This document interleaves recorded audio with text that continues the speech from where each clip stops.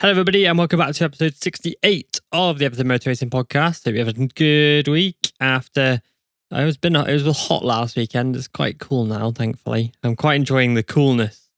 The coolness? Yeah, the coolness. You're cool enough already, you know? I know. Oh, don't say that, I really. Jacob, 68, please. Do you know, I ain't going to lie, I completely forgot about it this week, so I haven't even thought about it. So give me a sec. Don't come to me. Oh, yeah, Cameron, I'll go to you. No, okay. don't come to me. Don't come to me. Come on, there's one major one who's on a MotoGP a few years ago. It was in Moto2E the other year. And he led a Grand Prix before crashing and scored 0 points that year. Right. He's from South America. From Colombia. All right. It's not David Alonso. Right. Number 68. Well, it sounds like Jacob's got it, so I'll just let him take it from here. I mean, I've got it, but I'm just making sure that Jacob's got it. Yeah, So, Yanni Hernandez. Yanni Hernandez. Oh, aye, that guy. Yeah. We've got, that guy. Yeah, that dude. We've also got Tom Neve in BSB. And we got my boy, the homie, who we will get on the podcast very soon, Luke Power, who's got the sickest name in racing. That is a good name. Luke Excellent. Power. My boy. Oh, Moto America's on right now, and I've not got it on. I'm going to put it on in the background. Oh, goodness me. Yeah. Goodness me. No, I don't want Google Drive. I want Discovery Plus. Obviously. I did watch Moto America yesterday, actually. It was really good. Oh, yeah? I like Pit Race. It's a good track. It's got everything. Yeah. Why have I got to sign in? Oh, this is going to be fun. But yeah, whilst I sign in, we've had a pretty actually okay race weekend this weekend in, where was it? Austria. Yes, come prepared. So obviously they've had a few little announcements, shall we say. But before we go into those, I want to ask your opinions after we've watched the racing now about the new chicane and what you think about it. It was boring until Fabio did his thing right at the end. That was crazy, dude. Yeah. That overtake on Jack Miller. Oh my word. That was dude. good. That made it worth it. That made it like, okay, there's an extra level of spice in the racing now. Yeah. Good. And I think maybe now it's a shame that was like one of the last moves to happen over the whole weekend. If somebody had tried that in Moto3, then maybe it would have happened in Moto2 and GP a bit more as well. Seeing that kind of passes on, but yeah, that it can happen, like especially in Moto3. You know, especially like Munoz or whatever to try and go for it. Mm-hmm. I think it's a nice did in Moto3, but right as you turn in, so that probably put a few people off. Like the way I see it is, we didn't have a major crash. Happy days.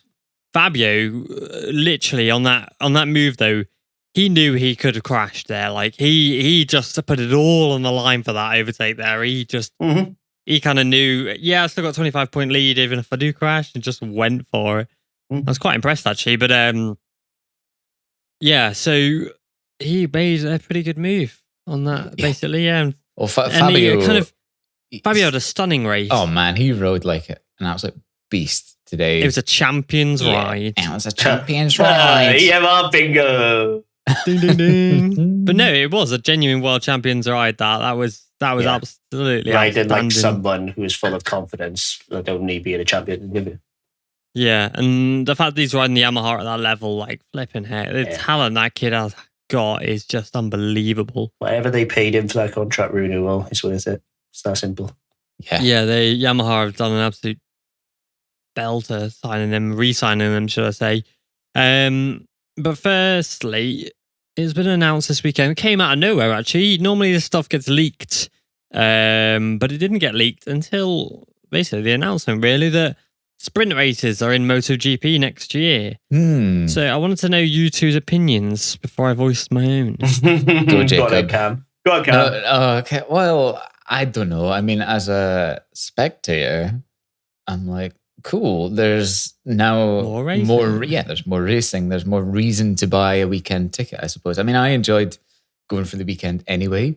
However, this does mean that this Saturday will now be busier, and I don't like people.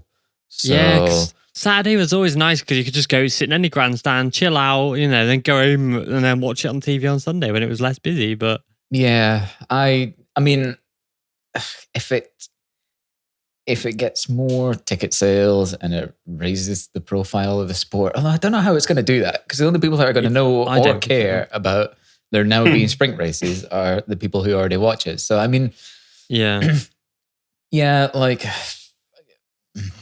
I don't know, take it or leave it. I feel sorry for the riders having to do more now and having more pressure, and like races are where injuries and stuff happen, and you're adding risk today. Yeah. You're adding more risk. So I kind of feel sorry from that. In that regard. But as a spectator, cool, bring it on.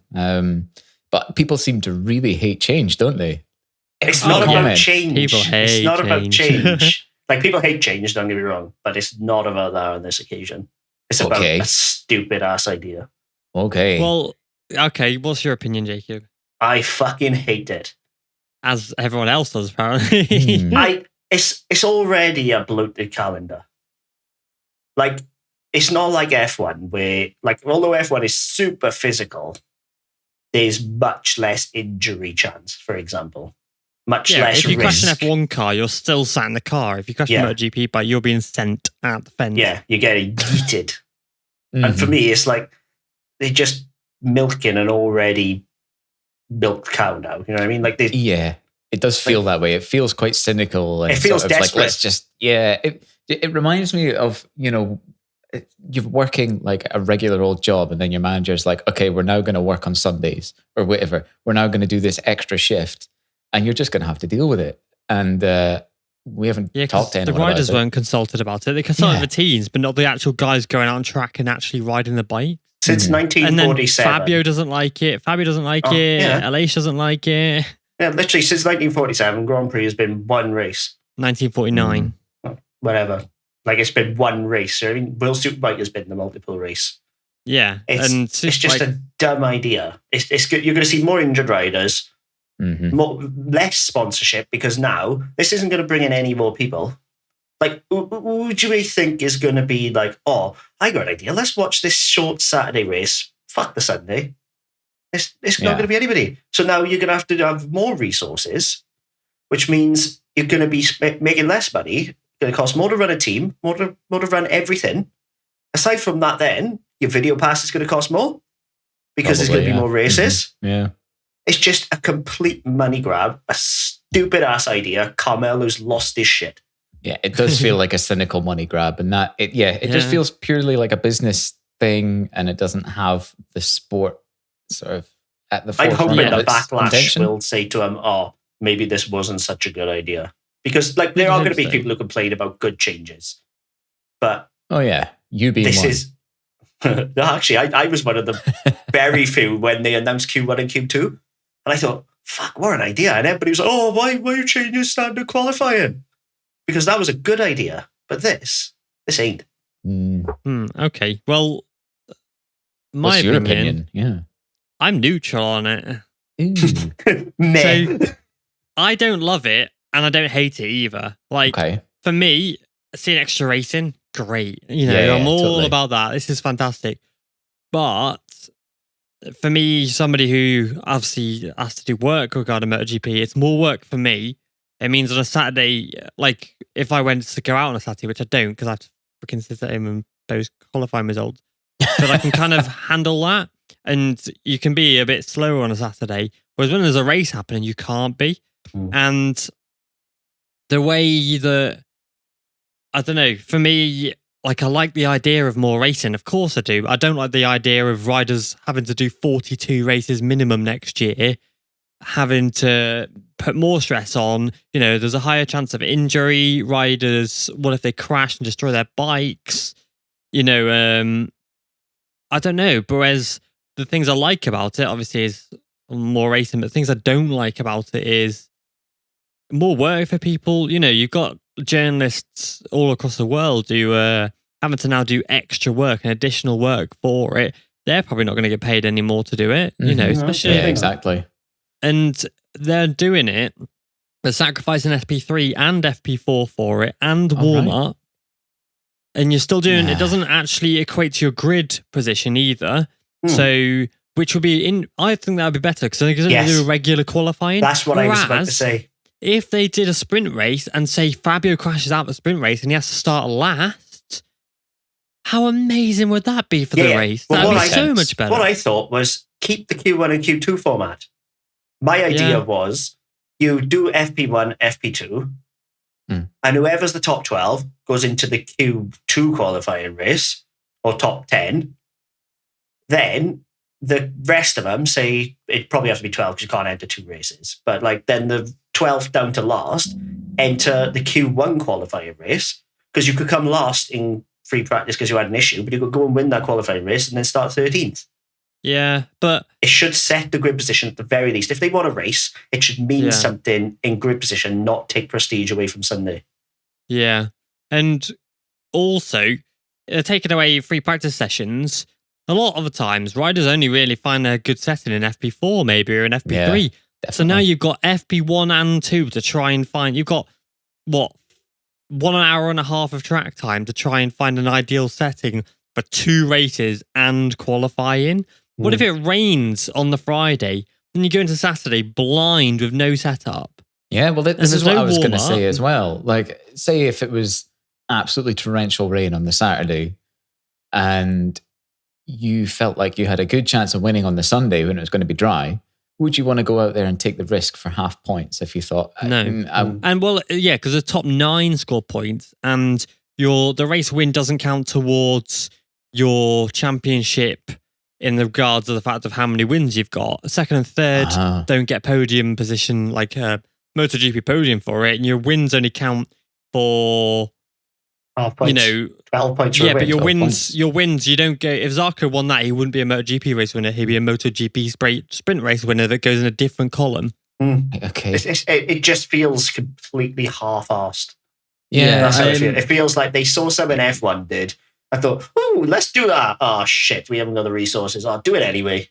Yeah, I mean, my issue with it, there's a few issues, and there's the ways they can do it. I did see a tweet on Twitter from somebody who said, it was a good idea actually, that said, make it like what Moto America does, where they make it free to air on a Saturday, put it on live broadcast it on Twitter, on YouTube, on Facebook, and people who don't watch the sport can watch this race for free, and then still keep the main event behind a paywall as they do now, because that's a good way of getting people into the sport. Yeah. Because they get a little taster of what you can expect from the sport.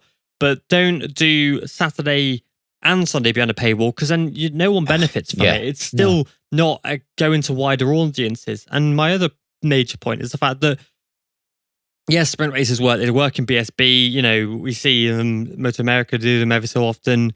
Obviously, it works in World Superbikes really well. It works in F1.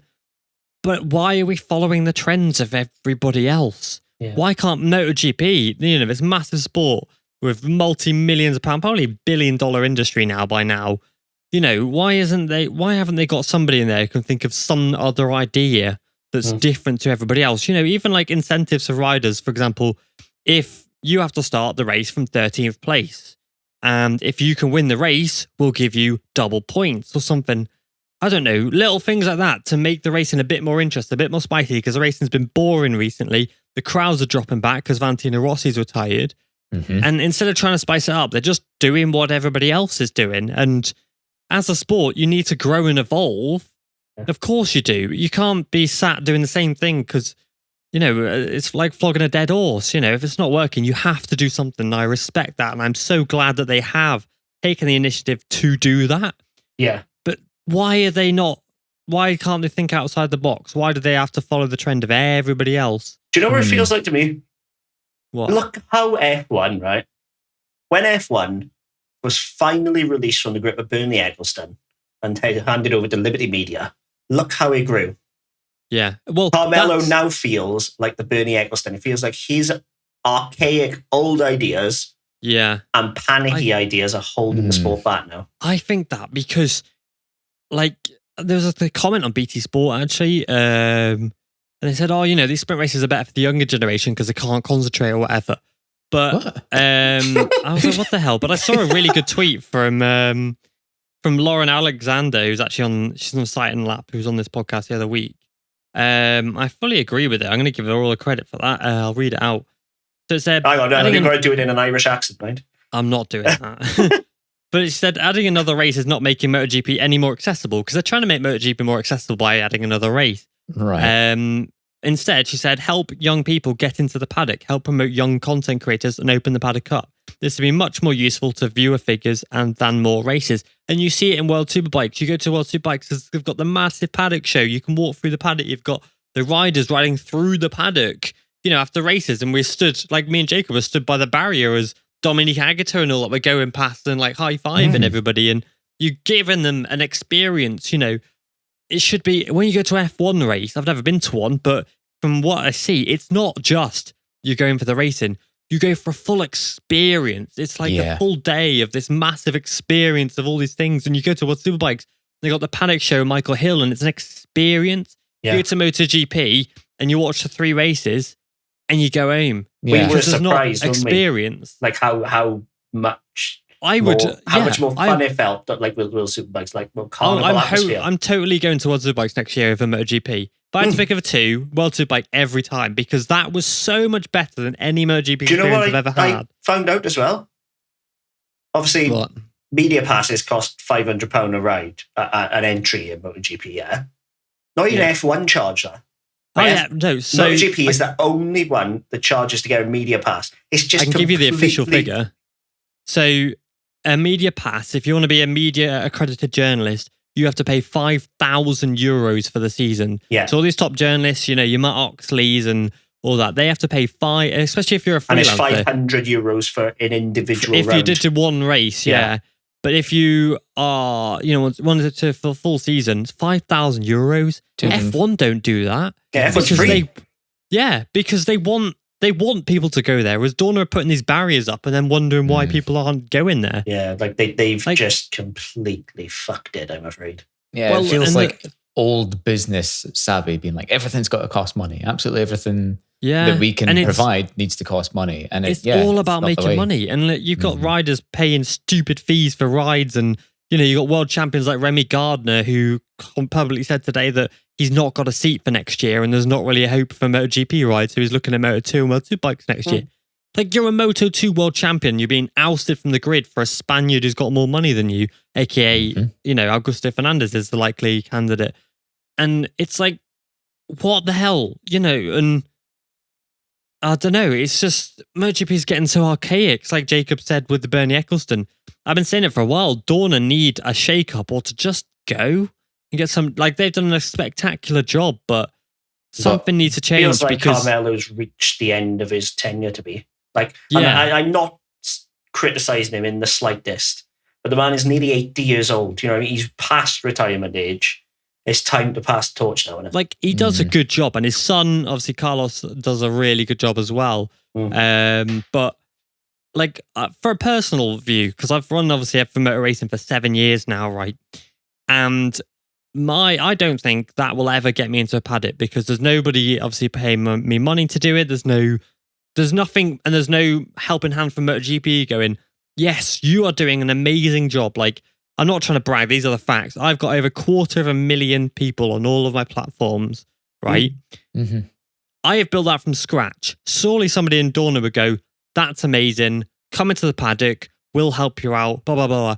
None of that. When I look at F1, there are people with less followers than me doing the exact same thing in the paddock, getting paid a salary to do the exact same thing I do. But because F1 want that, F1 promote young talent. They promote young content creators, and they do these things to help grow the sport, whereas MotoGP and Dorna don't care about that. They, if anything, they try and take us down and counts like mine down by taking down your content or restricting you or just like copyright claiming photos, even though it's for editorial use. And they're stuck in 2002, man. Yeah, they are. They need to grow the times, and they're not. And there's like, I look through social media and the talent some people have got for like graphic designing and editing, video editing is outstanding. And then you look in the MotoGP paddock and it's crap. Like, their social media is crap. Yeah, that's because they pay you 24 grand a year. Yeah, 24,000 euros. Yeah, but like, they pay like not even that. Like, the stuff isn't very good. But then you look at F1, you've got like the Aston Martin F1 team who care about that image, and they got a guy called Jimmy, who's a fantastic video editor, and he runs all their TikToks for them and all their socials for them, and because they care about that younger audience and grasping that, and they're getting tens of millions of views on TikTok. MotoGP couldn't do it anywhere near that. That's just one team doing that. Never mind that entire sport. And it just, for me, just seems like this sprint races is like what Jacob said. It's a desperate attempt to try and do something, whereas it's just doing the same as everybody else, whereas they're not thinking outside the box. And that's where the issue lies. It's not about sprint races. I don't think, no one's complaining about more racing. It's the fact that their solution to the problem is doing the same thing everybody else is doing, I think. Yeah. It's not even the same thing, because if they were doing the same thing that F1 did, then it'd be fine, because F1 sprint races are few and far between. They feel, like an event. They feel special. There's something different, but it's not every single race, and it sets the grid. They are doing a sprint race every single round. What's the point? Yeah, what is the point? It's not special. And I don't know. And to be fair, the F1 sprint races at Monza, they were banging because they were something different. Like, everybody was like, oh, what's going to happen here? I don't know. And then, it all went a bit like with sorted plan when Max obviously got the pole. Behind him, everything went carnage, and then McLaren won the race because of it. Yeah. It set up a different story. Yeah, I did some freelance earlier in F1, and I've never really watched F1, never really cared for it. I watched my first F1 race last year, and then obviously I worked in F1 early this year, because funnily enough, I got an opportunity to work in F1. Not had that opportunity to work in MotoGP, did I? Because, F1's more welcoming. And I covered a sprint race, and it was amazing. But try going into F1 before Liberty Media came in. It'd be the exact same as MotoGP. Oh, yeah. The paddock was completely closed off to everybody before Liberty Media came in. Now, you can do a lot more in it, But you still need money to move in the bigger circles, but that's the same as anything.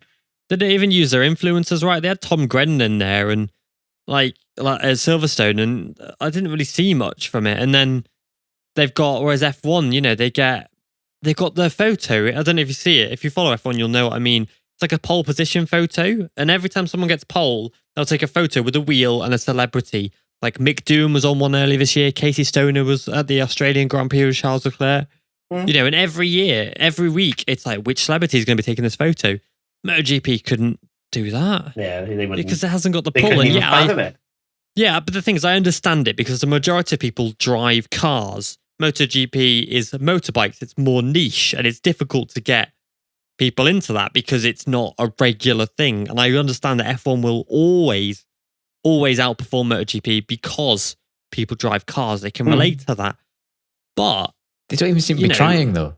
The thing is, the money that they are going to be spending on making these sprint races work, they could pay a celebrity to come and attend the race and post about it. You know what I mean? Yeah. Influencers are basically people for sale. Like, for influencer marketing is huge, and they do have people like Orlando Bloom and Tom Cruise show up and things like that. But again, they are people who love bikes. They're not showing up because they're influencers. They showed up because they love racing. Yeah, I always find that in America it does a bit better. Like last year when they had Orlando Bloom do a lap of the track in his suit, and that was quite a big thing on social media, and that was great. It's like, why don't you do that every time? Why don't you get a celebrity to go around on a Ducati X2? Like, can you imagine, a proper major celebrity, just like name anyone in your head, who's like got millions of followers on Twitter? Yeah, Michael B. Jordan. Like, if he came along, right, to a MotoGP race, and MotoGP slid him a few bucks and said, look, promote this, promote that, show them the experience. Can you imagine how many people would see that? Thing is, that's instead, great. They want to do a short-ass race worth fuck all. It's just... But the thing is, like you say, it goes back to one of my earlier points, and Cameron's very quiet also. I'm just sitting quietly agreeing with everything being said. And fair enough. But Jacob, you just said, you should pay them the money, show them the event kind of thing. but it's not an event, is it? It goes up to my early point of, yes. You go to F1, it's an event, it's a spectacle. The racing is like 10% of it. But you've got everything else. MotoGP is 95% of it, and then like a little stage show with Dizzy Rascal on or whatever. But my point is that could then enable you to then grow to create the event, so to speak. Yeah.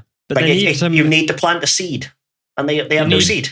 You need to make people want to come to the event, because it's a case of, for MotoGP fans, they go to the event because it's their home race and they like MotoGP. But it's no one's going, oh, the MotoGP's on this Silverstone. You know what? I've got a weekend free. I'll just head down. Yeah. No one's doing that. It's only the people who actually care. And the other point is, nobody went to the MotoGP to go and watch Dizzy Rascal either, did they? You know what I mean? Like, that's not a slight at Dizzy Rascal, for example, but it's just the audience is like not interested. Yeah, it feels like afterthoughts. It's the racing plus some afterthoughts. There might be like a wee charity auction. That'll be fun. And then the rest of the time, you just go back to your tent or wherever you're staying. And it needs to be a case of you want to attend it, and then the racing is a bonus almost. Yeah, I don't want it to be too commercialized. Don't get me wrong, because some things F1 do, I look at it and just cringe. You know what I mean? But they are trying so much outside the box that they have to be applauded. Well, that's it. Like, some things stick, some things don't. I'm not knocking them for having a go at this sprint race. You know what I mean? But the execution is poor at best. It's like asking someone to plaster your ceiling and then it falls down a week later. Yeah, I think they should have just, instead of having them at every race, they should have chose them at the five fastest races. Yeah, or 5 like very different races as well. Just for example, Silverstone sprint race would be amazing. Mugello sprint race would be amazing. Mugello sprint race would be unbelievably good. Phillip Island sprint race would slap. Yeah.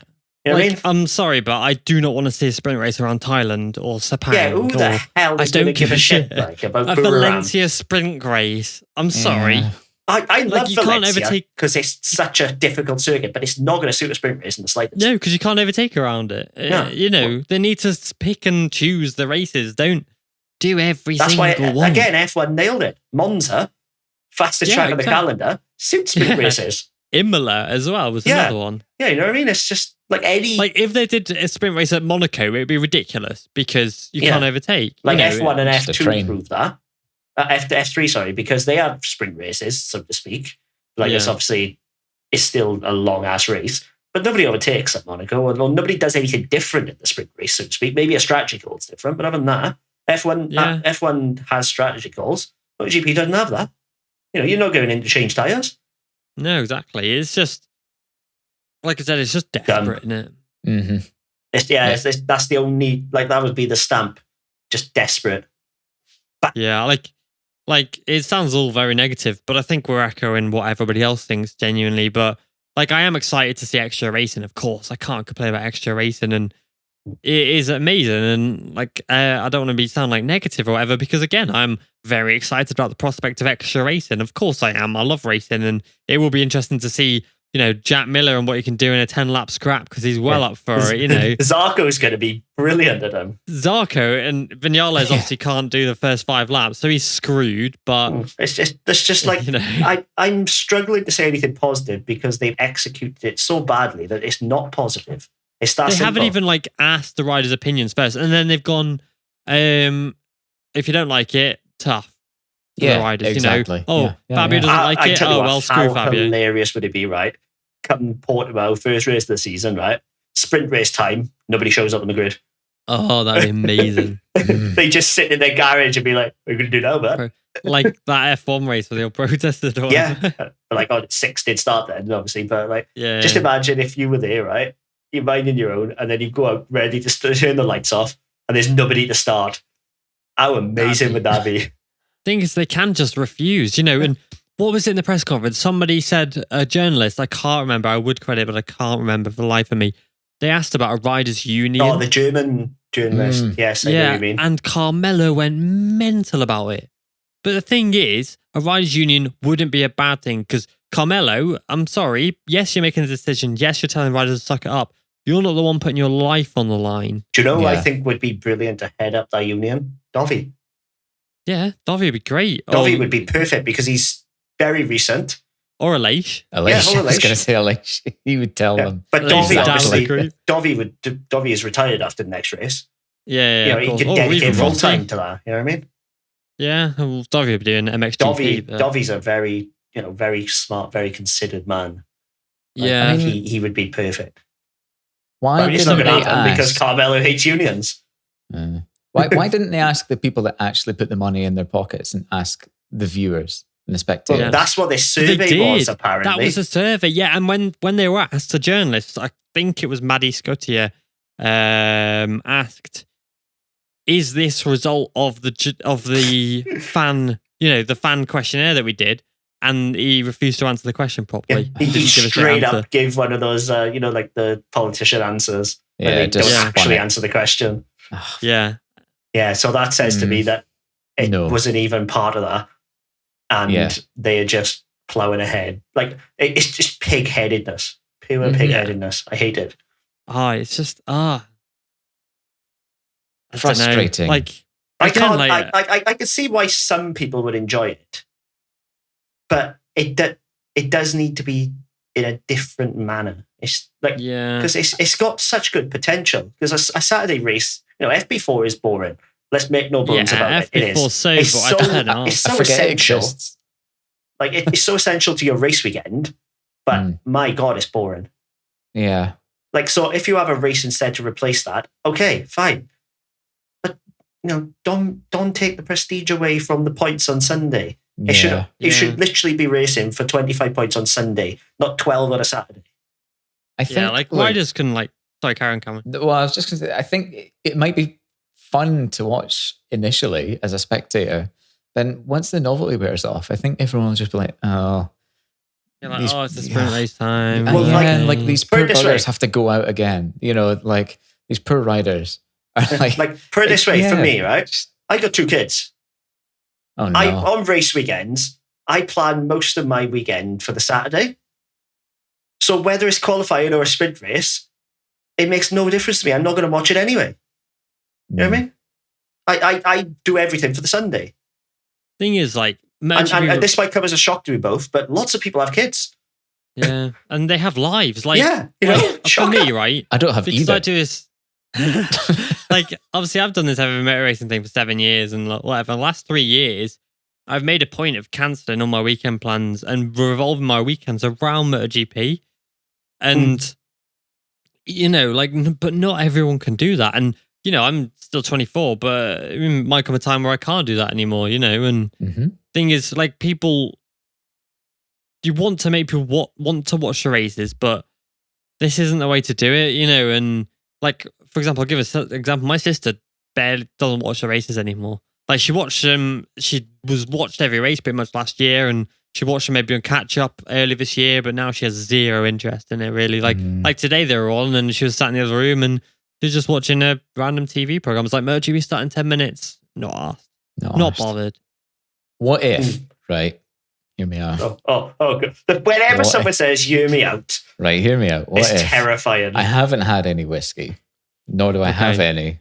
Hang on there. Hang on. Yeah. Okay, very nice. Put it away.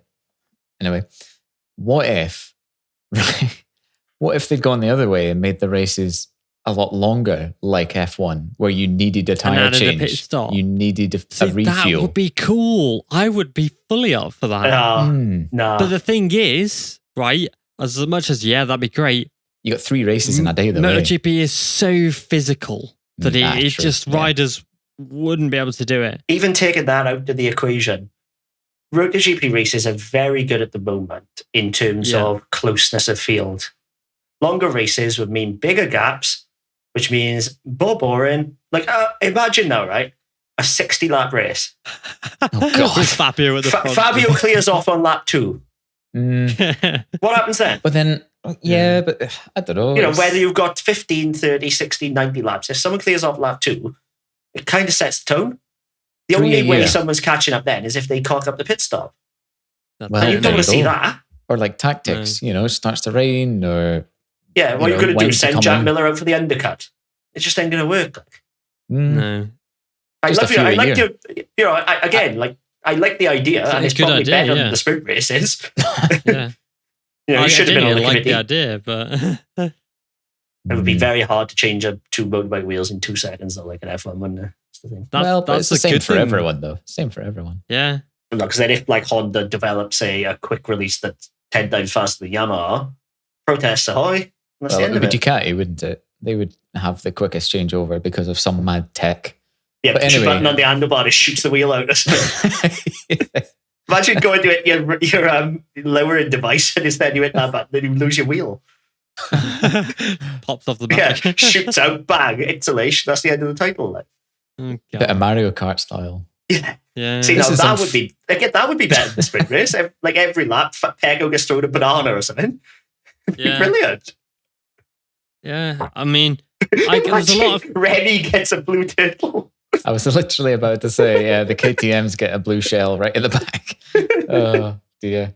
Anyway, this is a really high quality podcast. Yeah. It's no stupider than the fucking sprint race. That's the problem. Yeah. But I'm just watching, I've just finished watching Moto America. Congrats to Jake Gagne for the 10th race of the season now. Nice. He leads the championship by 1 point. What are you telling me Jake Gagne won a Moto America race? No. By the way, side note, I really can't wait to see him race in Portimao. It's a shame that they don't race Laguna because I think he'd absolutely spank them around there. But I'm very excited for As we've that anyway. Seen, though, Will Superbike is a different kettle of fish, isn't it?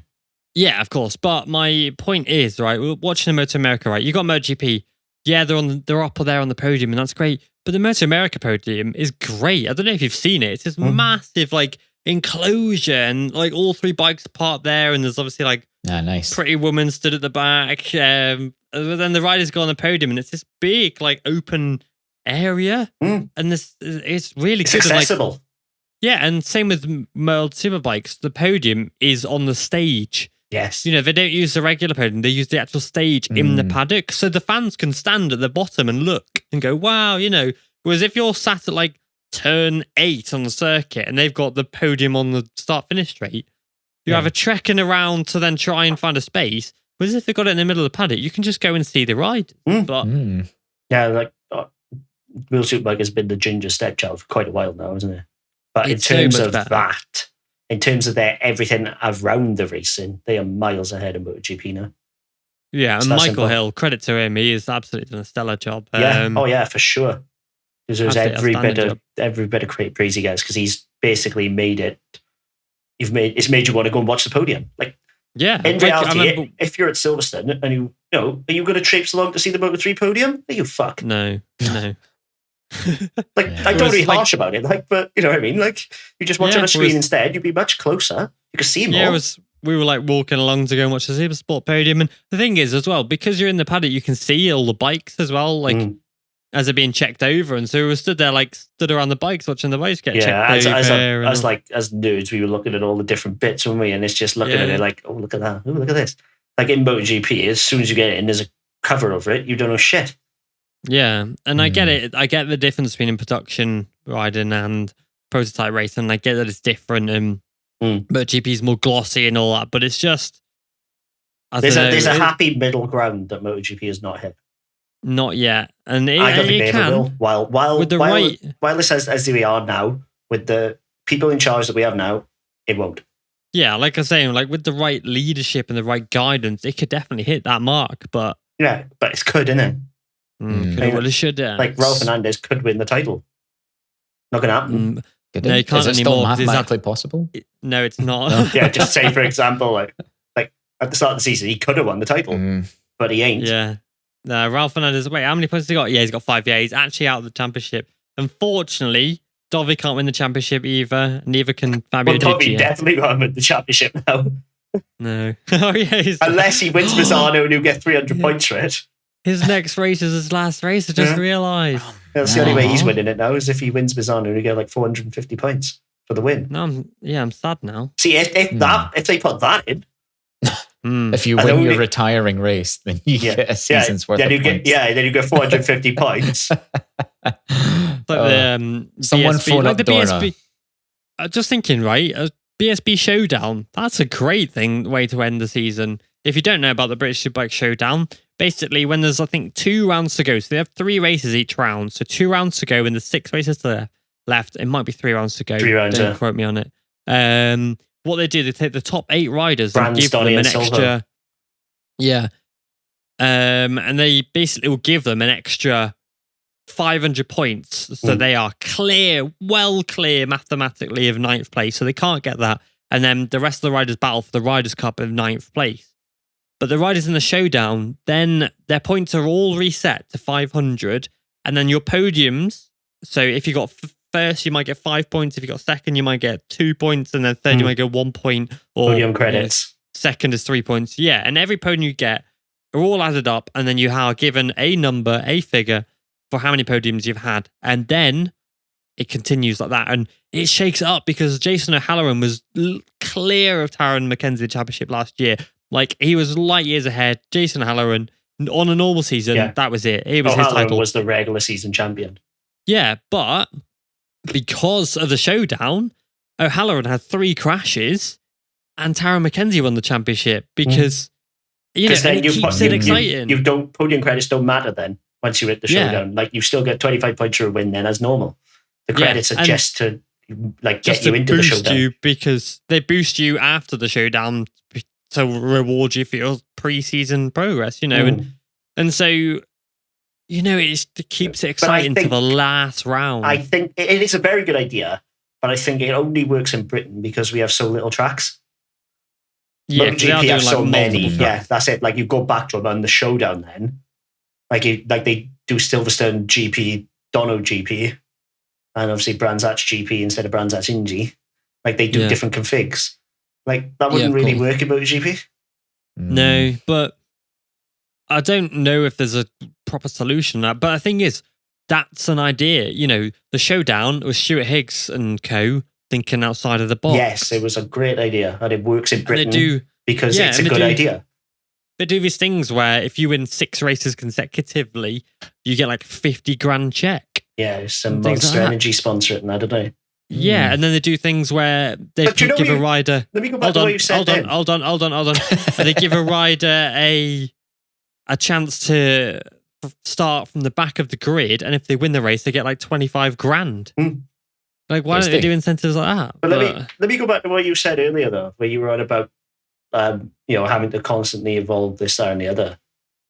I don't think MotoGP needed to be touched, at least not at the moment. Like, there's nothing you can do at the minute that's going to just give you that magic boost in sales in anything that they are looking for with a sprint race. Yeah.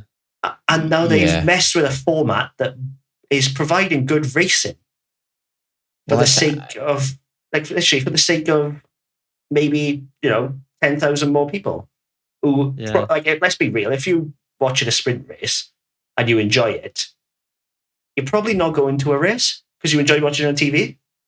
Well, that's like, I was about to say, it sounds like the issue isn't necessarily solved by how often or what the riders are doing on track. I think it's everything round about it. It's the whole surrounding culture and fan interaction that needs sorted. That's how you get people there. Can I just point something out? Go then. This has pissed us off that much. We've talked about this for 44 minutes. Bloody hell. We will get onto the rest of the show in a minute. But people are going to be like, oh, will they just shut up again? They're like, it's all right. There's probably people ranting as well. I hope so. Yeah, that's the thing. Yeah, now they've ranted at us for taking too fucking long. Yeah, well, wrap it up in a minute, but like, I was just watching the Aussie Moto America again, and at the end, they had like a load of fans up on the podium with Jake Gagne, with Schotti, and with Petrucci. Class. Like, that's awesome. You know, there's tons of fans, and they're all getting like pro photos. And then it cut to a kid playing around with a dog on a hill, and the dog was like on its back going, ah! It was great. Dogs are always good. Brilliant. That's what they need. They just needed a MotoGP dog. MotoGP dog. That's all they needed. Yeah. Instead of grid girls, you got grid dogs. That would be sick. Oh my God, I would be well more up for that. I would watch the shit out of that. The hearing is an issue, but apart from that, yeah. Can you imagine a dog with like the Monster Energy sign shaved into him? Oh my God. You just had to take it into abuse territory, didn't you? Yeah. How is that abuse? So shall we go into the actual race weekend now? Well, hang on. There's one other thing I wanted to talk about. Obviously, KTM and Gas. Oh, yeah. So only because I've had an idea and I want to run it past you two and see what you think of it. Oh, God. Because it gave me an idea based on what happened. Go on, explain it first. This is worrying. No. I think you might actually like it. So carry on. So on Saturday, or whenever it was the world's worst secret was announced that Gas will be replacing KTM Tech 3, and it'll be KTM Tech 3 Gas next year. And Paul Espargaro is announced as one of the riders for next year. Mm-hmm. Excellent. And banging. Sick. It's cool. Yeah. Is that literally the finished livery, or is it still to get plastered with sponsors? There'll probably be a bit of Red Bull on it. They'll probably have a few extra sponsors on the next year, but I would say... Yeah, that'll be Hervé's personal sponsors, I imagine, for the team, and a bit of Red Bull on it, I guess. Bit of Red Bull. Maybe. Red Bull Gas. Oh. Yeah. Like, Bosch don't get me looks excited. Amazing. But, like, obviously, it got me thinking, like, when I was discussing it with you, Dick, but, like, concessions, because I thought they were going to be classified as a new manufacturer. And obviously, they're not going to be. KTM are going to get the manufacturer points for every gas finish, this, that, and the other. Yeah. Well, then you've got me thinking, and I haven't said it to you because I wanted to keep it for the pod. What would you two think about rider concessions? What, like?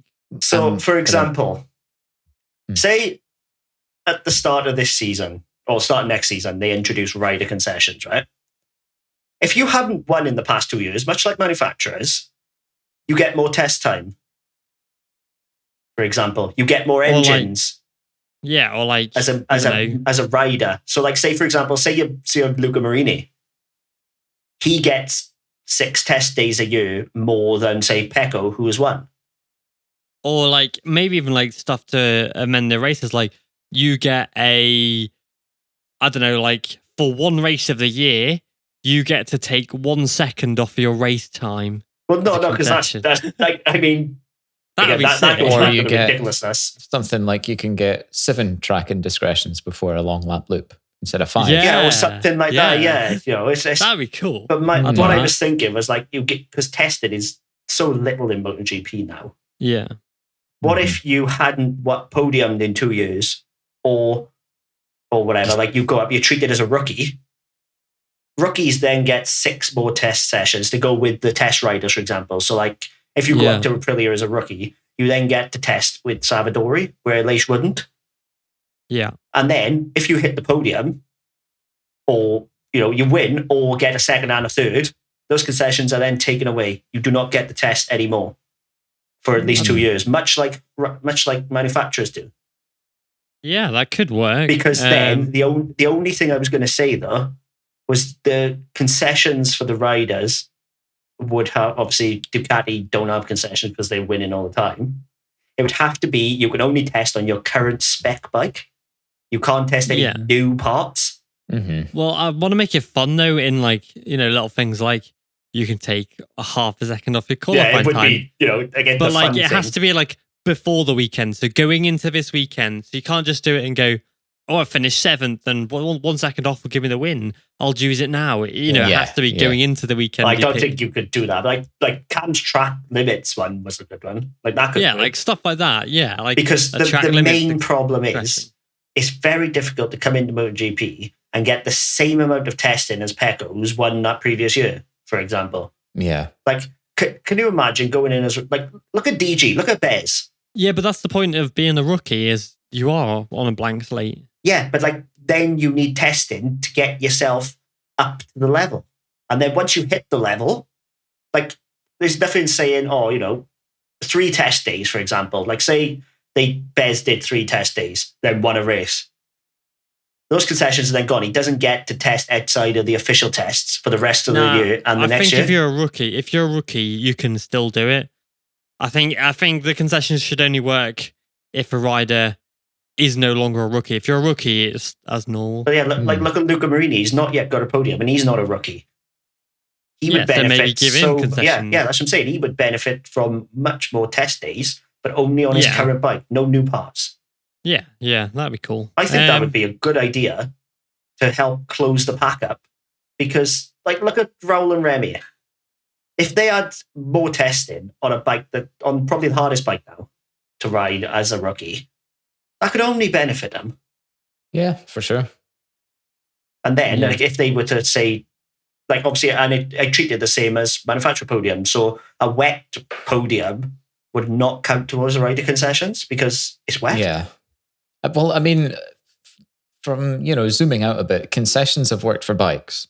So why wouldn't they also work for riders? They need to get them right, though. We need a good bit of... Well, I think following the bike one would, at least as a start, would be fine. And just say the test days as like a baseline to see how it would go kind of thing.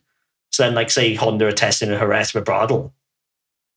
Like, Alex Marquez would now have run out of podium credits, so to speak. And he would have concessions back for this year because they ran out, like, he hadn't podiums in 2020, just as an example. He could then go and test with Bradl on his current bike, pound the laps, try and get a bit more comfortable. That could only benefit. Yeah. Yeah. Someone phone Dorna. Jacob wants a word. Yeah. Do a ring. Right. Like, can we move on? Like, you just need Let's do it. Yeah. Rookies get a raw deal in MotoGP. Yeah. Yeah. Agreed. Right. Let's get on with the rest of this podcast. So, obviously, we'll go Moto3, Moto2 GP. Okay. And then we'll do our predictions at the same time as well, because why not? Because it means we don't have to then repeat it and then go, oh yeah, Moto3. So, right. Still haven't recorded a thing for this, unfortunately.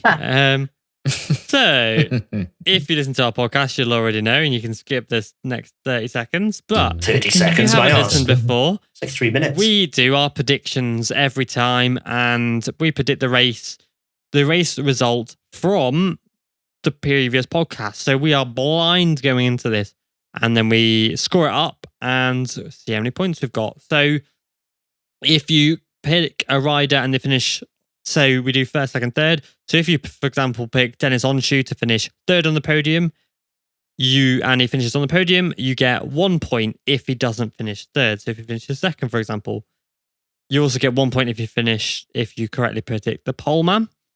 If you pick a rider to finish on the podium, say in second, and they finish in second, you get 5 points. If you correctly predict the winner, you get 10 points.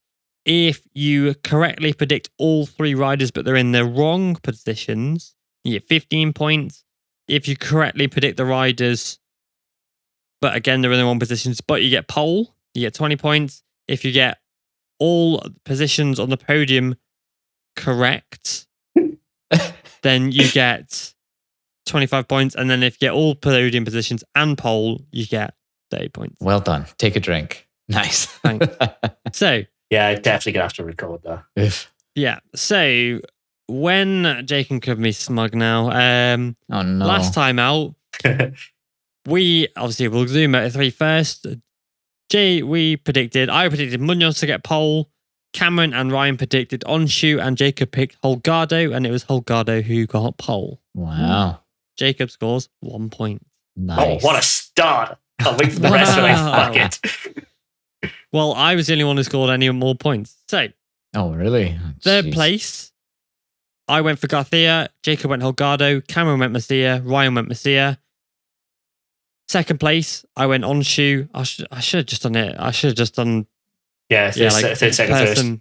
Yeah, so I'll just do it right. I predicted Munoz first, Onshu second, Garcia third. Munoz got on the podium, but didn't win the race, and I get 1 point for that. Jacob went Guevara, Onshu, Holgado, 0 on the podium. Cameron went Garcia, Guevara, Masia, 0 on the podium. Ryan went Foggia, Garcia, Masia, 0 on the podium. So Jacob gets 1 point, I get 1 point. Wow. Meaning we leave Moto3 a point richer, and the current standings leaving Moto3 is me on 203 points, Cameron on 141, Ryan on 126, and Jacob bringing up the rear with 117. Yeah, that's right. I'm sure you make outside predictions or come last. Yep. So Maybe there's another one for the EMR bingo. There you go. The Moto3 race, though, I'm quite surprised that only one rider didn't finish the race, and that was Carlos Tatai. It was a good race, I thought. It was a good race. It wasn't amazing. I wasn't sort of holding my breath the whole way through, but it was good. Yeah. That new Dennis chicane Onshu definitely put a fracture in the field, didn't it? It did. Yes. But Onshu was off the rails. He was so aggressive. Mm-hmm. But And the thing is, there should only be one person we are talking about. Yeah, but we'll get to him in a minute. Because he's the only one worth talking about because of what he did. Yeah, but I'm actually quite surprised that Garcia still holds that title lead because he's not been good recently, and he's still but he's done enough. His teammate. He's done what champions do and done enough on bad days. What's his gap now? Good. Like 5 points, isn't it? I did send you the link, so yeah. Sorry, I've got. You should have it. It's 5 points. 5 points. All right, sir. Sorry. Yeah, I'm the boss here. But the thing about it is, like, both of them now are.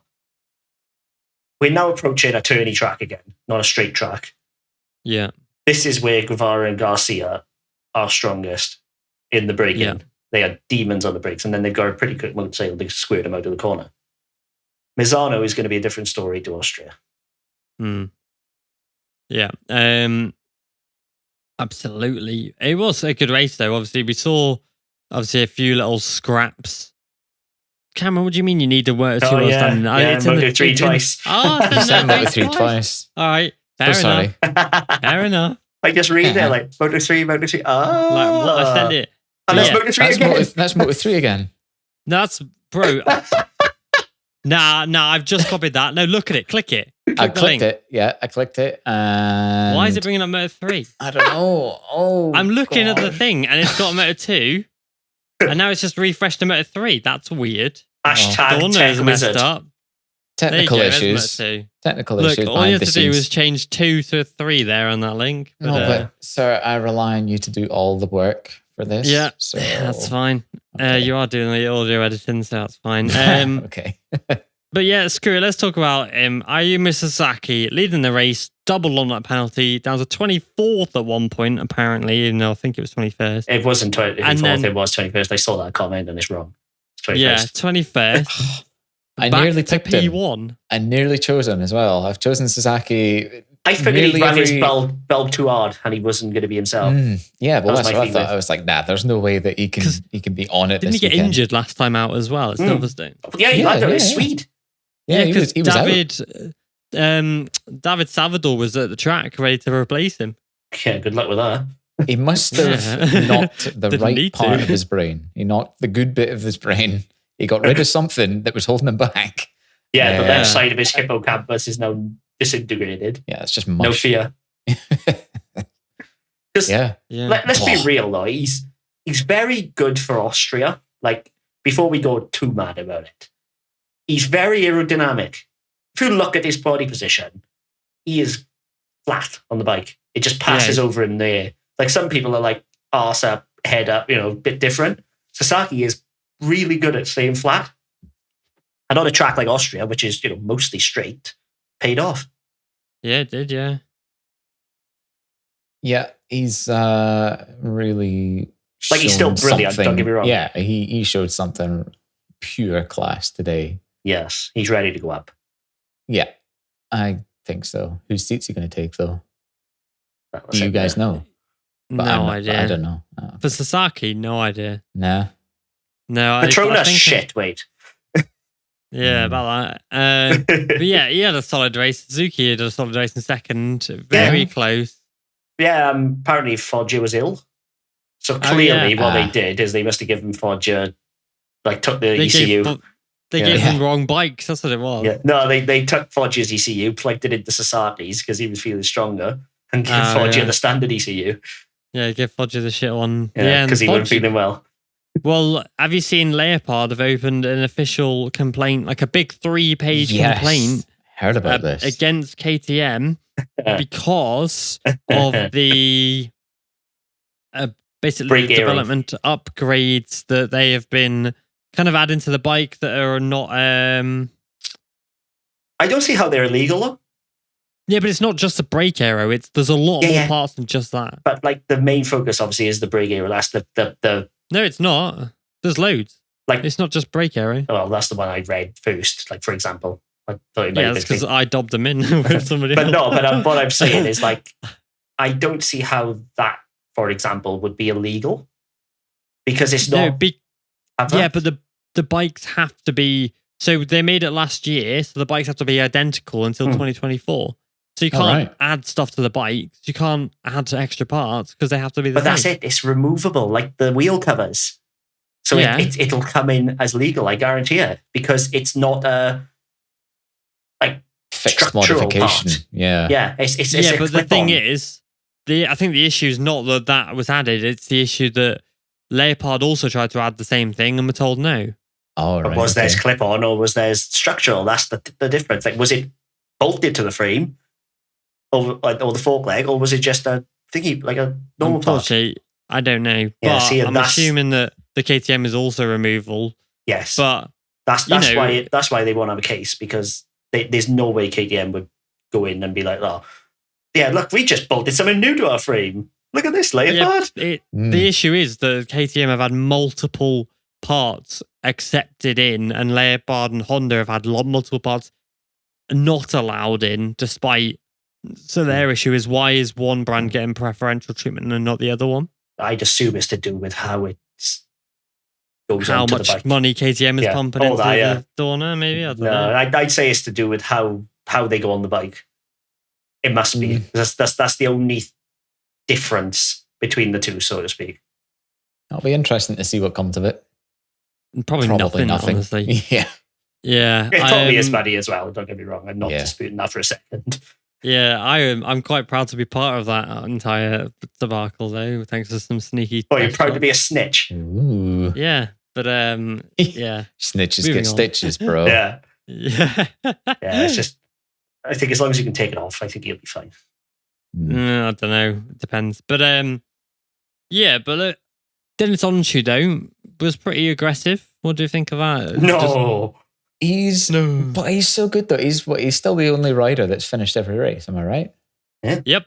Which is pretty impressive. Considering the way he rides. And he even hit the gravel today, didn't he? Albeit just a little bit. And he... Yeah, and well, there was that stacking him. into the back of Suzuki, so he made the right choice. He is desperate for that win, though, isn't he? Absolutely. What's going to happen when he wins? He's going to cry, fart, and shit himself at the same time. Triple. No, what he's going to do, he's going to win, and then I think he'll go back to his wild ways, because he'll be like Billy Big Plums. Yeah. So I'm hoping he goes the other way, and like the win just gives him that extra 1% of confidence to keep winning. Look at Sasaki. Yeah.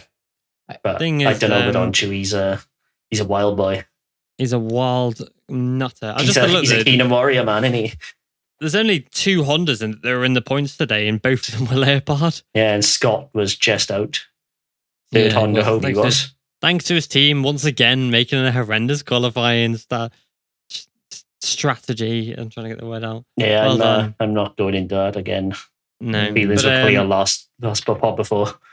Yeah. But it was a pretty solid Moto3 race. Maybe it's time to move to Moto2. I think like so. Moto2. Moto2 is the best. You like Moto2 anyway. It was today, though. Nah. Going on pole position, myself, Cameron, and Ryan predicted Fernandez, and Jacob predicted Lopez, and it was Agura. Of course. So close. For the race, I predicted Lopez to win, Fernandez second, Canet third. Neither of them got on the podium. 0 points. Jacob predicted Agura to win, Fernandez second, Vietti third, so Jacob gets 10 points. Nice. Cam predicted Fernandez first, Canet second, and Jake Dixon third, so Cameron gets 5 points. Hey. Oh, sick. And Ryan predicted... He didn't even know. Ryan predicted Fernandez first, Canet second, Lopez third, 0 points. So... Wait, what did I predict again? Sorry. Fernandez, Canet, Dixon. Where did Fernandez come? Oh, he fourth. Yeah, fifth. Oh, wait. Yeah. Yeah, no, fair enough. I missed 5 points. The Moto3 standings, so I'll do that again in a minute. So yeah, Ryan did Fernandez, Canet, Lopez. So the point standings leaving that one is me on 203, Cameron on 146, Jacob on 127, overtaking Ryan, and Ryan on 126. Ooh.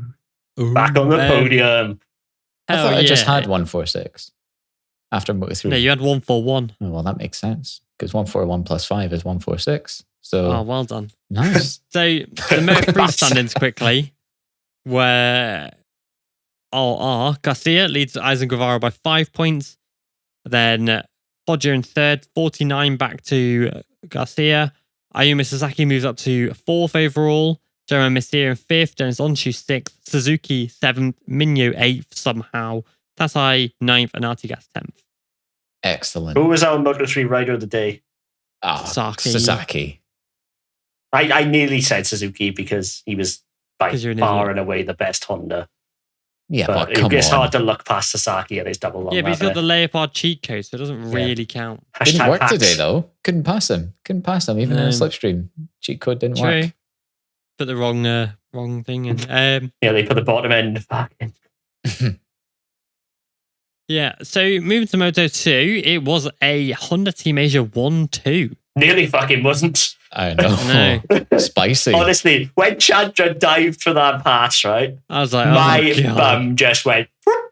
I thought he was I genuinely thought he was hitting him and taking them both out. Squeaky bum time. If I was at home, squeaky bum, Hiro Ayama must have just melted. Yeah. Oh, what are you doing? P2 okay. I didn't see it. Bullshit. You didn't. Well, did they not say something like they put it on his board a lot? 5 laps.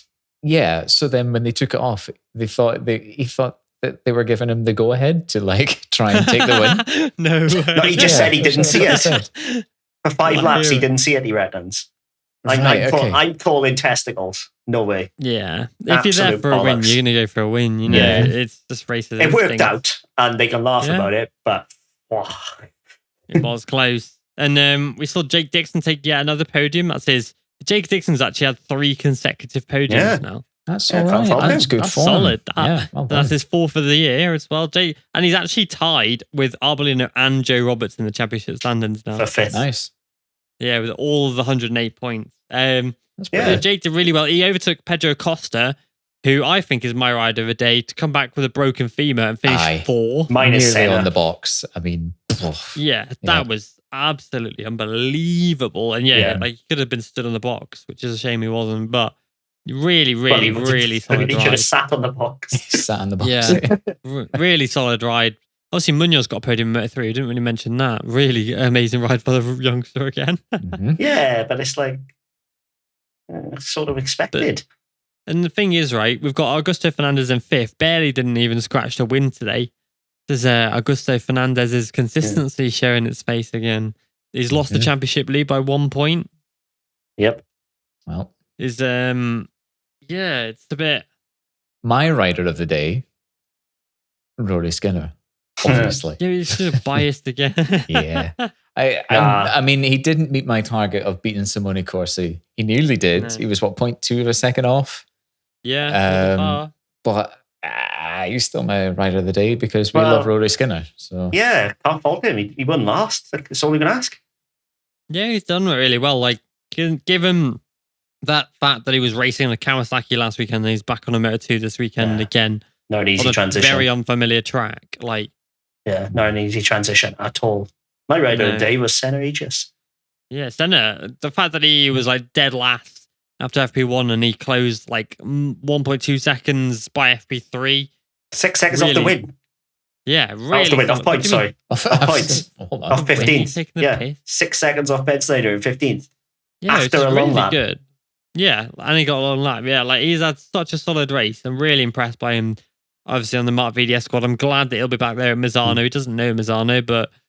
The thing is, he will know Misano because he was there last year with the Chev Moto3, wasn't he? But fair point. My point is, I think anyone other than VDS, VR46 or IO, it would have been a lot harder. He was in the ideal squad to learn. Oh yeah, VDS is the best team. He's going to go back to that promo racing squad in the Chev and be like, what the this can only... I fully expected to now go and win Chev Moto2 after this. Well, yeah, he's got his teammate Cardelus's royalty as well. He's in good hands over there. Because Tulovic has went back and he didn't make the step that he just did, for example, in World Championship. Well, Tulovic is now winning most. He's got a massive gap though, Tulovic. So I still fully expect him to Senna to win the rest now, or at least a fair bulk of them. Well, what do you think about Celestino Vietti crashing again today? I thought that was pretty... Why was he rushing? Why did he rush it? He was such a Vietti thing to do. I'm going to play devil advocate. I don't think he was. I think he was just going so fast and was pulled in that he almost hit Chandra because Chandra was braking much earlier than him because he was slower. That's my thing, because it looked weird. Like, it's not how your front end normally goes. Like, it's not. He didn't tip in the right spot. I think he was trying to avoid hitting Chandra. I think he was sucked in by the slipstream. The issue is, though, he's never going to win a championship by crashing consistently. No. Like, he's had 4 crashes now this season. Augusto Fernandez had 2. Agura's just had 1. Don't get me wrong, it's classic of Vietti. Like, at this point, it really is. He's 27 points back now. But he was leading it recently. Wouldn't have crashed there. A champion wouldn't have crashed there. They would have just went on and picked it back up. And just taken a third. Yeah, exactly. Yeah, I'm not sure on that one, because I think that was I think there's less blame than all the others because of not only the way he was sucked in by the slipstream, but the track layout itself. Obviously, it's a hard braking zone. If he was sucked in, say, through a fast corner where you brake a little bit or let off or whatever, he could have just been fine. But because it's one of the hardest braking zones on the track, he just sort of it's amplified by 10, and that was enough to send him down. Only 10? I think so. Okay. Maybe 11. Maybe 11. Right. 10.3. Okay. It's like someone phone Vietti and let them know that Jacob tells him it's not his fault. 100% it's his fault. Like, I'm not disputing that for a second. 100% his fault. He should have known it was coming because of the speed he was catching Chandra. Well, that's it. Like, but nonetheless, you take all this into consideration. Vietti's, is this what year is this in Moto2 now for him? Only a second year. Yeah. The second year. It's still, he's raced enough to know what happens when you're catching somebody and braking behind them and you get stuck in their slipstream. I think it was a weird one. It was a weird one. I think Chandra did brake early as well. So I think that didn't help his cause kind of thing. Classic I think it was tactic. Just like, it was one of those, I think he was trying to back him up for Agura. And he backed him right up for Agura in the end. He did. Yep, got away with that one. It is something he should have been considering because team members, but when you're doing 150 mile an hour, it's hard to consider these things, isn't it? Like, not defending him, he's probably thrown his championship away. He'll know as much as anyone, but I think this is more forgivable than a lot of his crashes. Mm-hmm. So, that's it. Anything else of note? Lopez was good until he got bullied. Lopez again was really good. Yeah, down into turn 6, though, that Bosco Oscuro did not want to stop. I think it was more the Bosco Oscuro than anything else, because obviously Aldiger struggled and had a crash. But I think that was more the Bosco than anything else. If it was on a Calex, I think he'd be up there the whole race. Because obviously the Bosco probably 808 his tyres a bit more. Yeah, and they didn't want to stop into that really hard braking zone in T6. It just didn't. Yeah. It was the same as the Aprilia and MotoGP. I was going to say, Alain struggled there as well. Kenneth Kubo has been given a long lap next race because he rejoined unsafely and took out SDK, who was injured. Oh, man. He's now got a broken foot. Well done. Yeah, so that fully deserved. It might be a double long lap, actually. I want to see the video. I haven't seen it.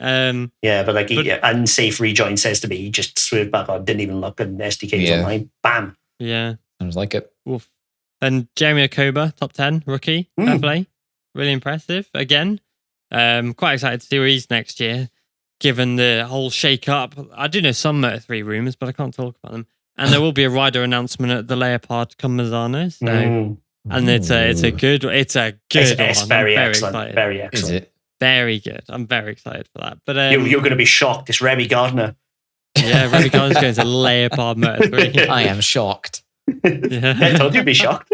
So shocked. Nah, it's not. It's not. The friend says and Antonelli showed really good progress this weekend, and Lorenzo Dalla Porta was 8th. LDP, I can't believe his bike broke. I was gutted for him. Yeah, it broke down, and then obviously Arbolino broke out, and then Arbolino smashed into it. Yeah, did you see Arbolino doing the classic Italian hand gestures to him? Yeah, like, why?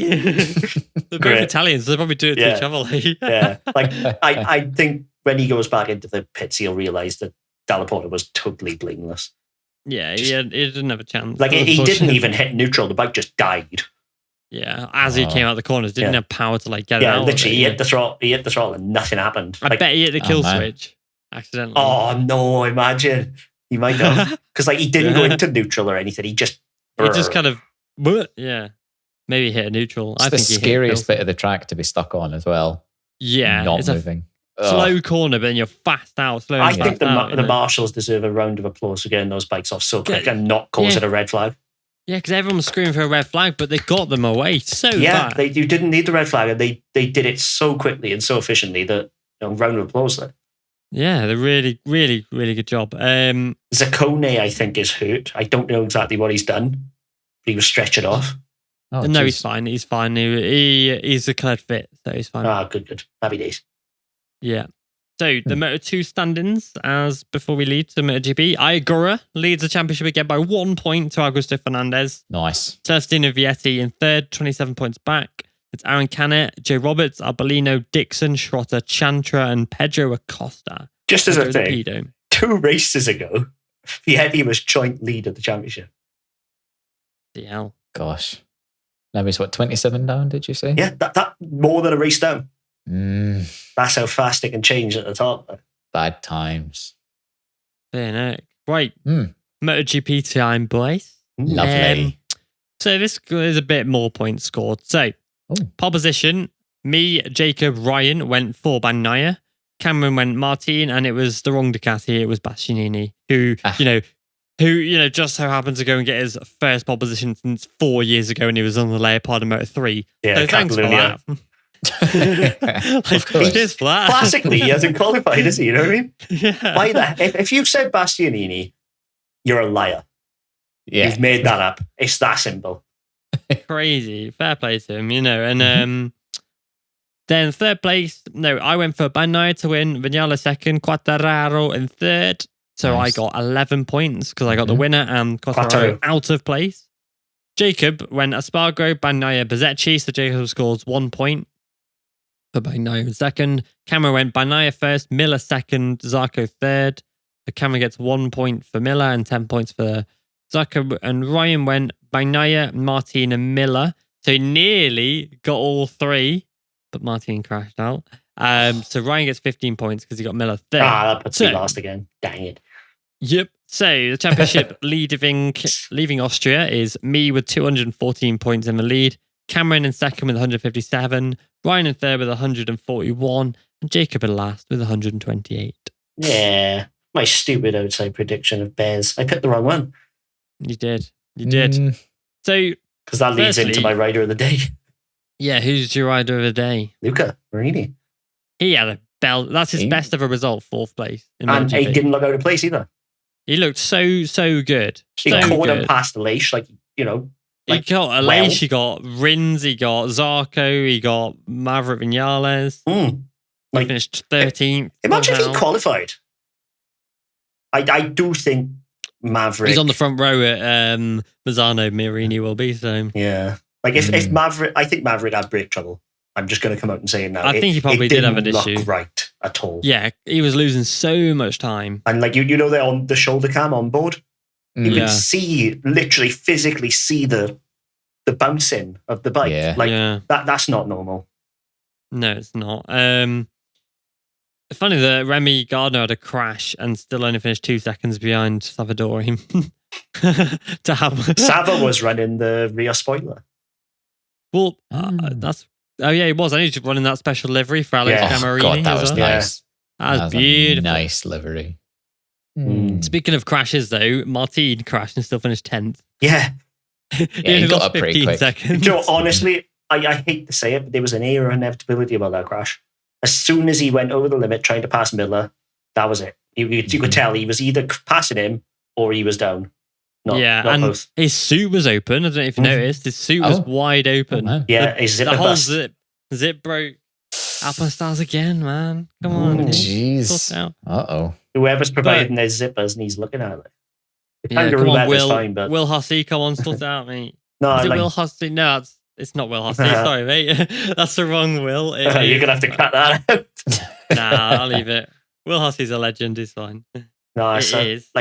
My problem with it is, it's just... Will Mitham. Yeah. There you go, Will Mitham. For such a safe, thing, zippers are done. There must be a better sealing option than a zip. Yeah. I don't know. I don't. I can't name one off the top of my head. qualified to Like, that. but it's like they're not great. Curious. Maybe right. Maybe they should just make a one-piece leather suit they open at the top. Like a big wetsuit that's made of Yeah. leather. Yeah. What with a zip? But going on to the actual race, Fabio Quartararo, Oh man. champions ride in a sea of Ducatis. That man just absolutely killed it. Future world champion. He already is a world champion. I don't even say future, so Just for the bingo. Oh, it was a champion's ride. shut up. The concertina effect. I've never said that word in my life. What does that mean? That's Who? when you got a I'm fan. joking. I know what it means. Okay. Anyway, yeah, Good Fabio Lord. had an absolute banger of a race, and he was catching Pecco with some speed on that last lap. Whether he It had wasn't passed close him. enough. Half a second. One- He was Yeah. behind Whether he'd One have last passed him is a lap. different story. Let's be Yeah, he'd have honest. sent it. He'd have tried. Oh yeah, he'd have given it a go. I don't think Pecco would have let him get close enough, honestly. Pecco is looking fire, and I think he'll win Mazzano as well. Yeah. That'll make it 4 wins in a row. But for a tear off, he'd already be a Mazzano winner, you know. So I see no Yeah. reason to doubt that. I think he's led the last 2, as we've said. He looked really good. Jack Miller looked outstanding. Zarco fought his way back up to 5th.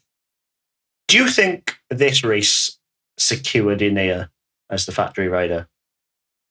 Because I don't. Martin, Well, we didn't really get to see because his tyre was damaged. yeah, his rim There's a bent wheel. where he hit a curb.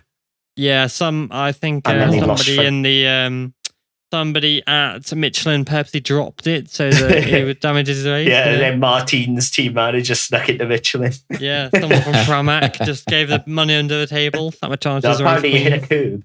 And I care yeah, at a racetrack. yeah. But apparently he hit it at a funny angle and it bent it. Like Right. not badly, but enough that air was just leaking out the slow puncher. Jeez, that's a nightmare. But of course, because they run such low PSI, like surprisingly low pressures on those tires, like you can literally squish out. It's mental. Because it's helium as well, isn't it? So it's lighter. And nitrogen and stuff. It's all mild. Like Very it explodes. stable. Yeah, it Yeah. explodes. Yeah. Like, it wouldn't explode. Sorry, is my point. But Got it. it was just though, hissing out apparently at like 0.1 bar per lap, but it's enough. And he could obviously feel the difference. Like that goes to show how good they are. That he could feel the difference and knew something was wrong. So with the race, though, I want to give some credit though to Darren Binder, who was absolutely killing it early He stages of the race. was. Where He was sadly he? crashed out. He was up to like 13th, wasn't he? 12th, Solid. Maybe even higher. 12th. Bloody hell, man. 12th place when he crashed out. He deserves to stay, really, but He there's does. not enough seats. Yeah, Remy he's will not lose a staying. seat. He's not staying. Remy Gardner's out, as Remy said today himself. Yeah, Darren's out. I would personally give him a shot on the Aprilia. Yeah, I would. Razlan has said he doesn't want a rookie. The solution's right there in front of you. Well, put Remy and Raoul on the RNF. Why not? Oliveira's getting one of them, so Well, that's thing it. is- If and Oliveira stays with gas. he's not. He's not. But if he He's does, not. then He Binder won't. will be there like, ooh. Yeah, but he's not because he even said he's got no. He doesn't. There's a lot of things behind the scenes. Miguel's very angry at KTM and said last year that he wanted to leave KTM. So Did you hear what Remy said about the whole situation? no, KTM have done it again. I'm not surprised because they have. Yeah. Like they've sacked off Lecona. They're doing it to Remy and Raoul. It's like, what are you doing, man? Yeah, 3 years ago we were talking about KTM as brilliant management. Yeah, we were. I remember we even did it on this podcast. Now, I'm not so sure. Absolute clowns of the paddock. Bringing Paul back is a great idea. First and foremost. Bringing Paul's great. Masterstroke. And getting Miller, I think. Yeah, I think that factory team runs really well, but the satellite team, they're just like, you know what? Let's just roll the dice on anyone we think. Like, how the fuck, right, is Remy and Raoul, who were first and second in last year, both not going to see like, Yeah. like, it just doesn't make sense. RNF needs to step up. Right, Razlan truly knows how his bread is buttered. If he can pick up both of those with Red Bull sponsorship, whether they'll keep it if they're leaving KTM is a different story. Yeah, they will. But like, the Red Bull money that they could bring, Razlan ain't stupid. He knows what that will bring. Yeah, but he's liking the look of Darren Binder, and it'll probably be Oliveira and Raul Fernandez. That'll be. It'll be at least one Tech 3 boy. It will. Yeah, and then the thing is, Remy should then stay at Tech 3, but he's not because now they're looking to Augusto Fernandez, and then Augusto Fernandez will come in next year, not perform, and then they'll sack him off. Yep. And they'll get Pedro Costa in. He'll struggle, and they'll sack him off. Yeah, and then it'll be Elgato. Yeah, it's like something needs to change. You're not learning. Yeah, like something needs to change there. I get it's a cutthroat sport. Don't perform, you're out. But when your bike is clearly not quite at the level of the others, it's still a damn good bike overall. Like, make no bones about it. It's still a very fast bike. It's just missing that tiny ingredient. Tech 3 need to go back to Yamaha. Yeah. Right. Uwe has said he's never been happier with the professional working relationship that he is now. Yeah, but can you be happy running around at the back of the grid with two exceptionally talented riders? I wouldn't be happy with that. If these two riders are running at the back of the grid... Well, yeah, but if these two riders are running at the back of the grid and you've got Fabio Digia destroying them, there's an issue. Yeah. Not necessarily. Not necessarily. As we've seen. These two were first and second last year in the class of the field. As we've seen, not everybody who's brilliant on a Moto2 can go and dominate on MotoGP and vice versa. Yeah, but both of them. Both of them. Yeah, both of them on the same bike. Yeah, but that's what I'm saying. Like, Digia is destroying him because he is a bloody good rider on a Ducati.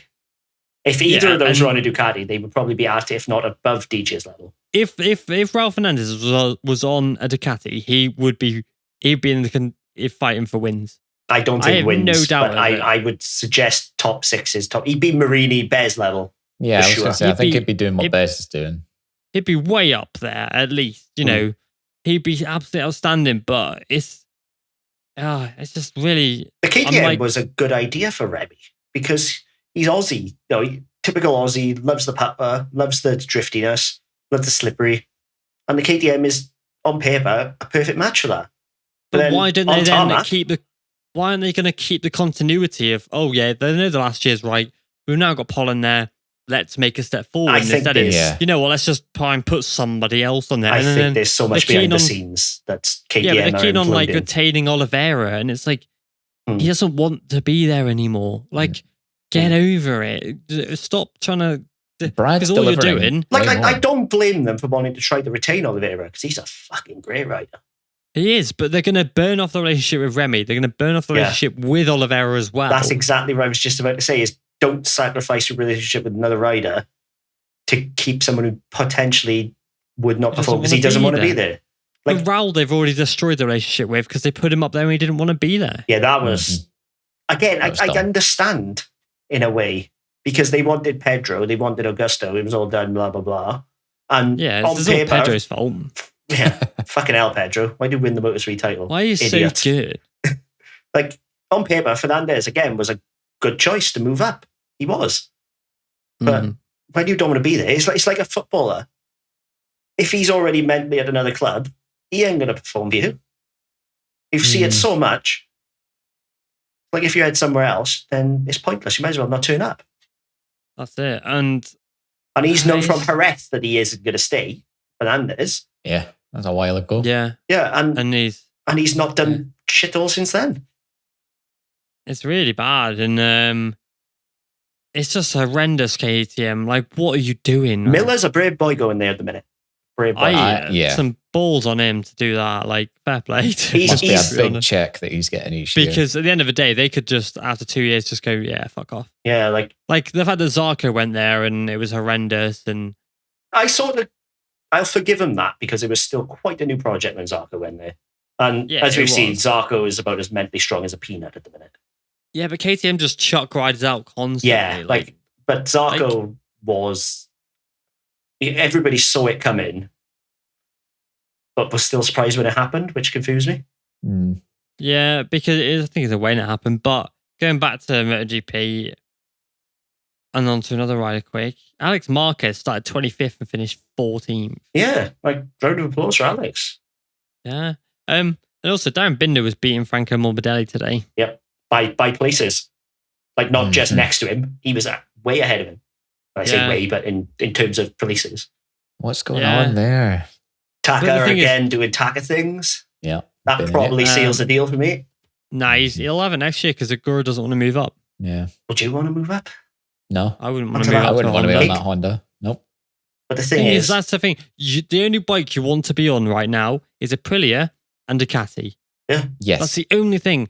And people are like, oh, there's too many Ducatis. And it's like, well, yeah, because no one wants to ride a Honda. No one wants... Like, I'd rather go to World Superbikes than ride a Honda in MotoGP. The thing is, though, if Agura moves up, he knows he has a job for 10 years. Yeah, because he's Japanese, of course. Yeah, but... so he can sort of ride the storm and do poorly on the poor Hondas, because as I said last part, they will fix it. He can also buy this time in Moto2 and let them fix the Honda before he goes up. That's what I'm saying. He has such luxury that a lot of people do not, which is a great position to be in. Yeah, it's just...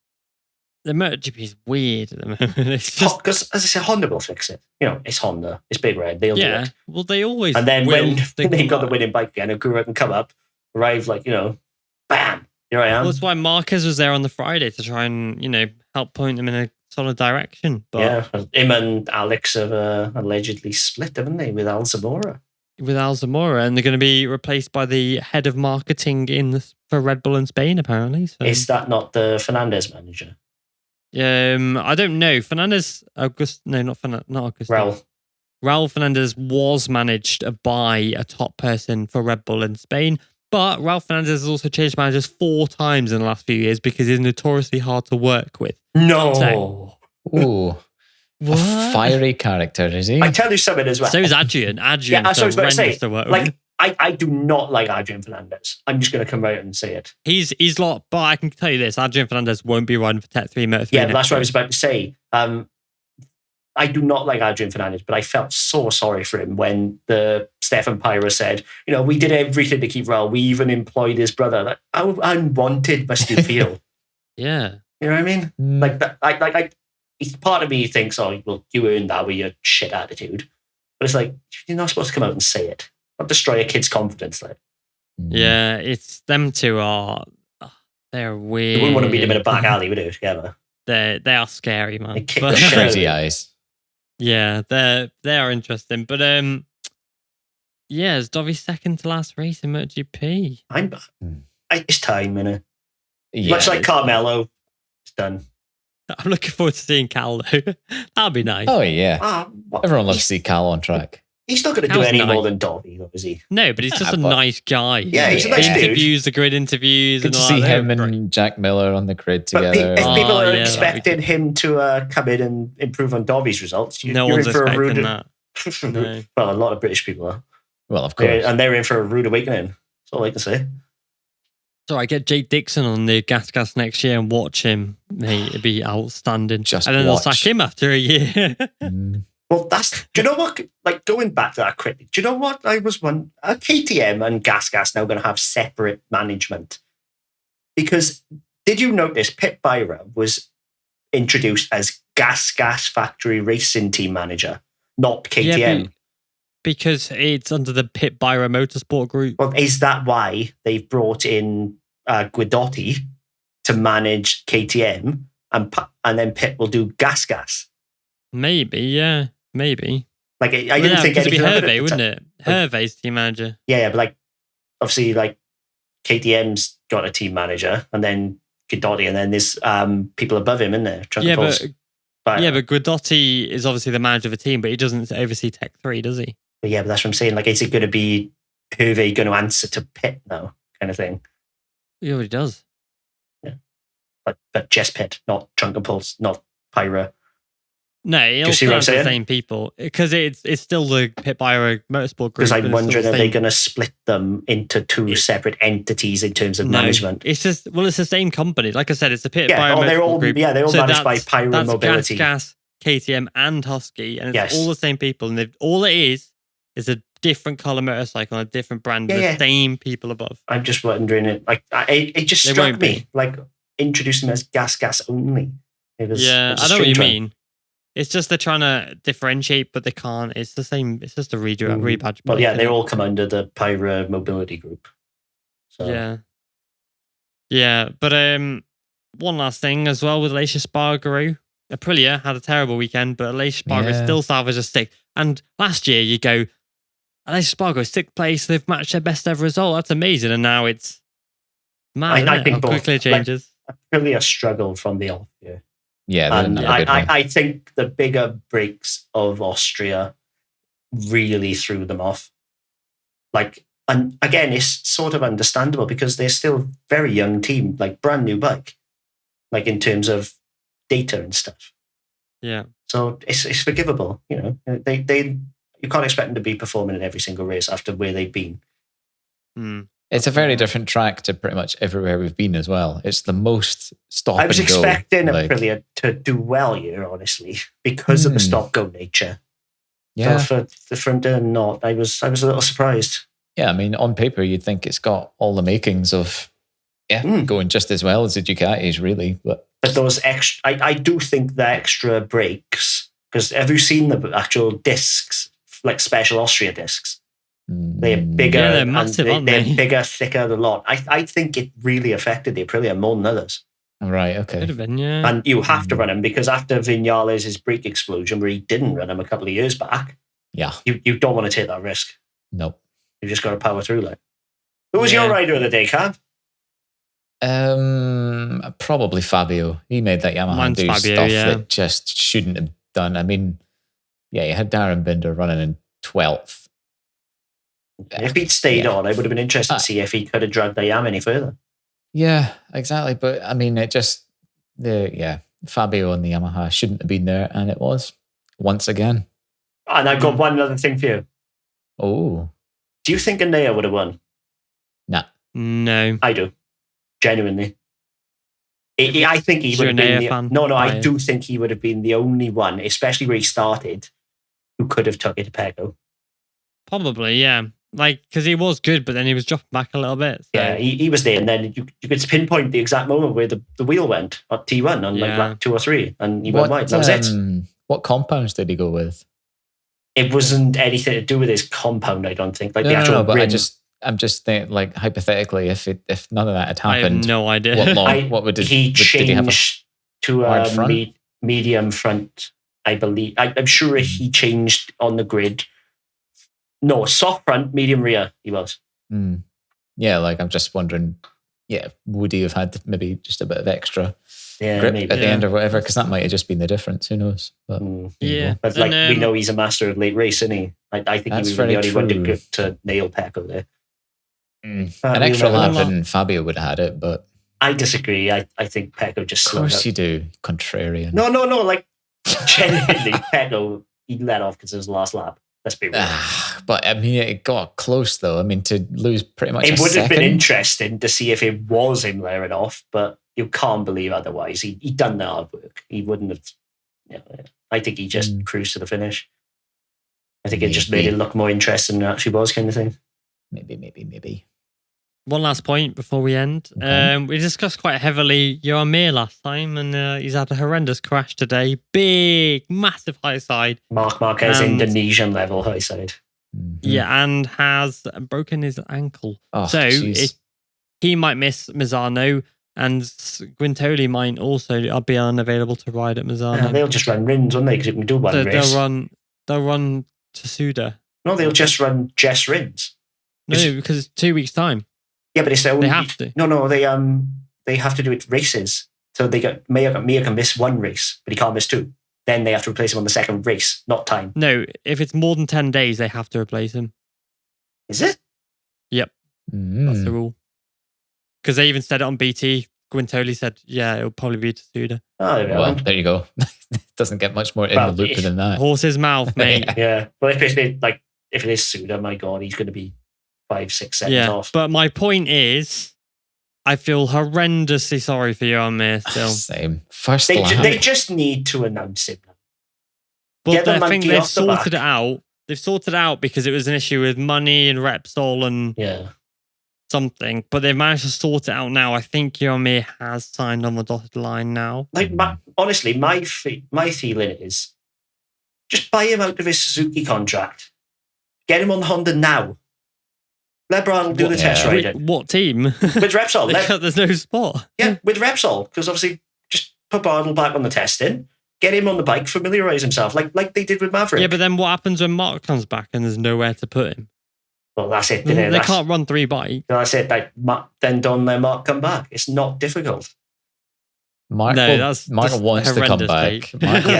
Marquez wants to come back, and he will come back. Yeah. Yeah. Mark will come back. He said at the Mazzano test. So I still would, based on what we've seen the last 2 years with rushing back. Yeah. Honda should be firm with him and say, no, you come back next year, regardless of if they put Mir in or not. Yeah. They're not gonna buy. That's one of the worst takes I've ever heard from you, buying the Mir's contract out. Why would they not? What's Suzuki going to say? Oh, no, we need him next year. No, but Suzuki are going to be like, oh yeah, have our rider. That's fine, just take it. Why do they care? No, like genuinely, if anything, because of this old Dieselgate, they need money. If they buy Mir out 10 million euros, that was a big payment that will help them. They've still got sponsors and bills, and I think it would cost them more. Mir's got a Monster Energy contract. Obviously sponsors would be thing. I think there's money solves everything. Honda are not going to be like, sorry, Mark, you can't race now because you're Mir's on a bike now for the rest of the year. Genuinely, that's what I would do, and I would keep Mark fresh. Shit off. Well, that's going to be. Of course he would, but Mark's had to run a Repsol for far too long now. That's going to be he's the rider. Team. Yeah, that's a horrendous take. It's not, moving on it's really to the standings before I end this podcast. It worked for Maverick and Aprilia, didn't it? You know what I mean? Different kettle of fish. Different kettle. Of course it is, but why wouldn't it work? Because it's Repsol Honda. Yeah. Like Mia would have a rude awakening on that bike. Like I appreciate the suggestion, but it's just but also fundamentally it just can't work. He appreciates it, but he doesn't appreciate it, is what he's saying to you, Jacob. So. I appreciate it, but you're wrong. No, maybe comment if that's right or not. Like honestly, I do think it would be quite sensible of them. Yeah, I'm trying to wrap this podcast up because we really need a wee. So you should have a man's bladder. The championship standings is Fabio Quartararo with 200 points. The latest Spargo is now 32 points back after losing 10 points that race. Bandaid in third with 44, gaining 5 on Fabio Quartararo. Zarco 4th, Miller 5th, Bastianini 6th, Binder 7th, Riddens 8th, Martin 9th, and Oliveira in 10th. Tied with Vinales in 11th.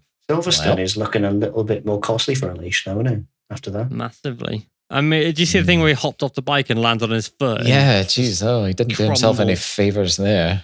Yeah, not good. Because apparently your heel is like a honeycomb. And like the bone structure. And when you break it, you sort of break the comb. So it takes forever to heal. It's going to be an absolute pain in the arse for weeks right now.